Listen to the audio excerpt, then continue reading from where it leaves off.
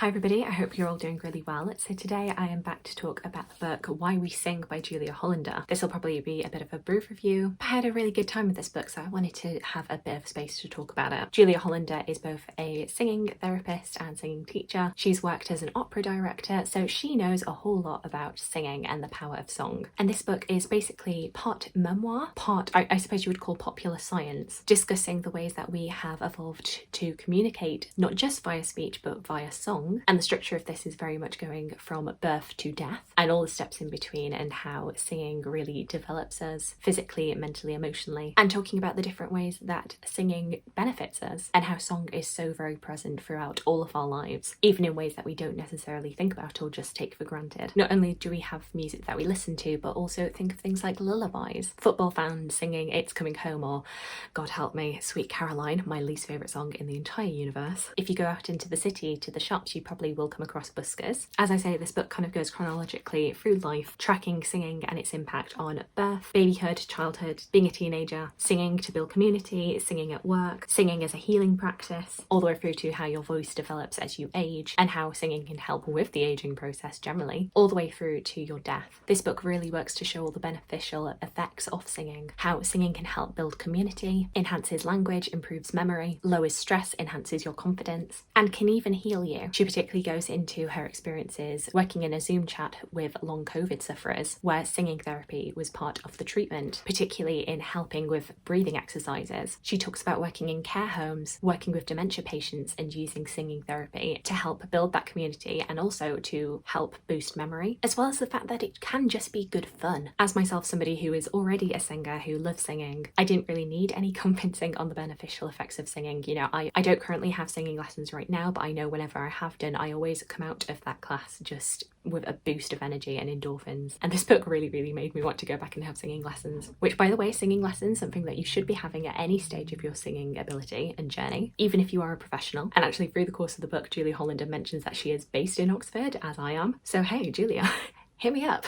She does occasionally mention like groups and locations in Oxford, and I was like, I know that! There's a really interesting section in here in which she talks about the impact of technology and how that's affecting students and younger generations in their learning of songs, talking about how younger students tend to learn everything via recordings rather than solely using sheet music in order to learn. She notes one student who brought the song Heart of Stone from Six, which is another song that's in my repertoire, but at the time Six only had one recording. It now has two, now that the Broadway cast recording is out, and how it kind of led to worries on her part about the lack of creativity that only ever listening to individual recordings can induce on young singers, and how young singers can be excellent mimics, but mimicking somebody else's sound doesn't actually help you develop as a singer in your own right. But she does admit that listening rather than just reading music is actually a very speedy process for learning notes, which I do tend to agree with. I do tend to learn a lot of songs via listening to them first rather than with sheet music. I can read sheet music, but I'm not very good at sight reading. It's not my most comfortable state, and I will often mess up when I'm only using sheet music, and often those mess ups end up sticking in my head, whereas I much prefer listening to music to learn it. The conclusion that Julia Hollander kind of comes to with all of this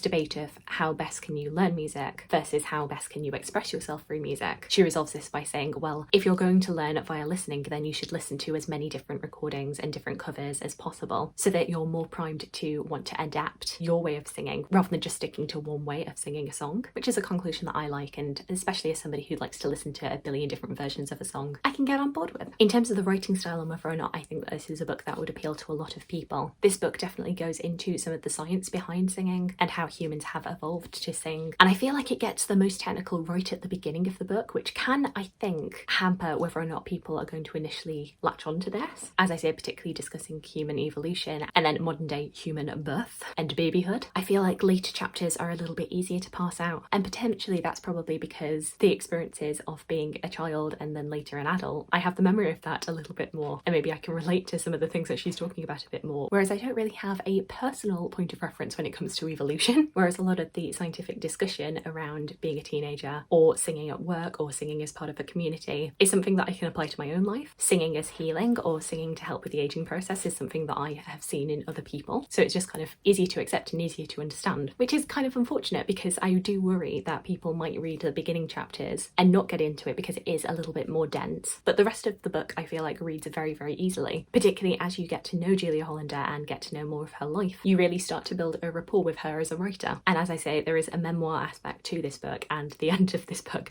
did kind of make me cry. Won't spoil any of it for you, but it got me a little bit emotional, guys, which is not really something I was expecting from this book, which I expected to kind of be entirely about the science of singing. But I feel like these memoir aspects really, really helped to engage me with the scientific discussion that's also there. So yeah, there might be an aspect with this of kind of preaching to the choir, pun intended, but I did really enjoy this book. I feel like after reading this, you're left with this sense of just how much singing and music permeates into our everyday lives. And also what a shame it is that it's kind of taken for granted, particularly by governments who do not value the arts and do not value music and singing, despite the fact that it is so beneficial. I would recommend that you read this and then maybe look at ways that you can incorporate more singing into your life, whether that is having your 5 minutes singing in the shower, all the way up to actually joining a choir or taking singing lessons yourself. And as I say, it is really reminding me that I do need to get on and actually ask for a singing teacher whilst I'm here in Oxford. I have been here for almost 2 years. You'd think I'd have gotten that sorted by now. But anyway, those are all of my little thoughts about Why We Sing by Julia Hollander. Really, really enjoyed this book. Do let me know if you are planning on reading this, or if you have read it already, what your thoughts were on this book. Also let me know what your favourite song to sing is. I would love to hear from you.